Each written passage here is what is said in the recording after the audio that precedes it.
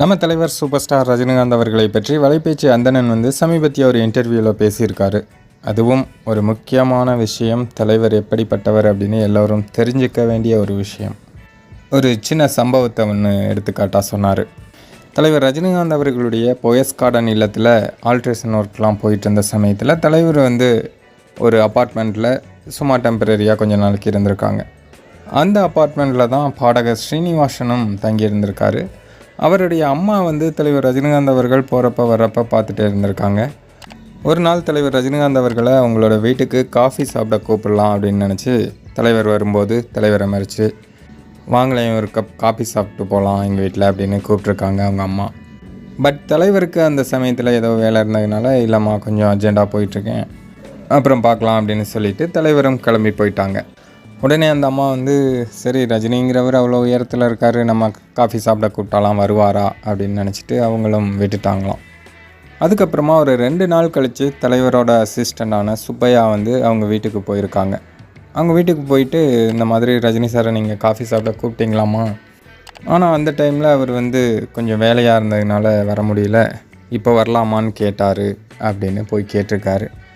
உடனே ரஜினி சாரே வரலாமான்னு கேட்டிருக்காரா அப்படின்ட்டு அவங்களுக்குலாம் ஒரே ஷாக். உடனே வர சொல்லுங்கள் அப்படின்ட்டு அவர்கிட்ட சொல்லி அனுப்பவும் தலைவர் அதன் பிறகு அவங்க வீட்டுக்கு போய் காஃபி சாப்பிட்டு ஒரு 2 மணி நேரம் பேசிகிட்டு இருந்திருக்காங்க. அதுக்கப்புறம் தான் தலைவர் ரஜினிகாந்த் அவர்களுக்கே தெரிஞ்சிருக்கு அந்த அம்மா பாடகர் ஸ்ரீனிவாசன் அவர்களுடைய அம்மா அப்படிங்கிற விஷயம். அதுக்கப்புறம் நிறைய விஷயங்கள் அவங்கக்கிட்ட பேசிட்டு அதன் பிறகு தான் வந்திருக்காங்க. இதை வலைபேச்சு அந்தணன் அந்த பேட்டியில் சொல்லியிருந்தார். அவங்க ஐயோ நீங்கள் வர சொல்லுங்க அவர் அப்படின்னு சொல்லி அதுக்கப்புறம் அந்த மாட்டம் ஒரு 2 மணி நேரம் உட்காந்து பேசிட்டு போனார் காஃபி குடிச்சிட்டு. இப்போ எவ்வளோ பெரிய ஒரு நடிகர். அதுக்கப்புறம் தான் அவங்க சீனிவாசுடைய அம்மாங்கிறதெல்லாம் அப்புறம் அவருக்கு தெரிஞ்சிருக்கு, அது வேறு விஷயம். தலைவர் ரஜினிகாந்த் அவர்கள் யாருன்னே தெரியாமல் தான் அந்த அம்மாவோட வீட்டுக்கு போயிருக்காங்க. அதாவது அந்த அம்மா ஏதோ ஒரு ரசிகை அப்படின்னோ அல்லது ஒரு மரியாதைக்கு நம்மளை கூப்பிட்றாங்க, சரி அவங்க வீட்டுக்கு போகணும் அப்படிங்கிறதுக்காகவோ போயிருக்காங்க. பாடகர் ஸ்ரீனிவாசனுடைய அம்மா அப்படிங்கிறதே தலைவருக்கு அவங்க அங்கே போனதுக்கப்புறம் தான் தெரியுது. அது மட்டும் இல்லாமல் 2 நாள் கழித்து, அதாவது அவர் அந்த டைமில் ஏதோ வேலையாக இருந்திருக்கார் அப்படின்னாலும் அந்த 2 நாள் கழிச்சாவது அவங்க வீட்டுக்கு போகணும் அப்படிங்கிற அந்த ஞாபகத்தையும் அவர் மைண்ட்லேயே வச்சுருந்துருக்காரு.